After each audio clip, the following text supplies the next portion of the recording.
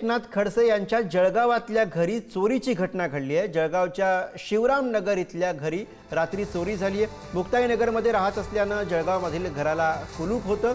खडसेंच्या घरातनं 6 तोळं 8 ग्रॅम सोनं तसंच 35,000ची रोकड लंपास केली गेली आहे। काही दिवसांपूर्वी रक्षा खडसेंच्या पेट्रोल पंपावर सुद्धा चोरी झालेली होती।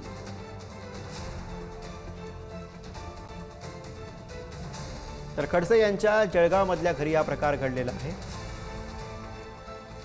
तर काही वेळापूर्वीच या सगळ्या प्रकरणावरती एकनाथ खडसे यांनी पुढारी न्यूजकडे प्रतिक्रिया दिलेली होती। ती प्रतिक्रिया बघूया।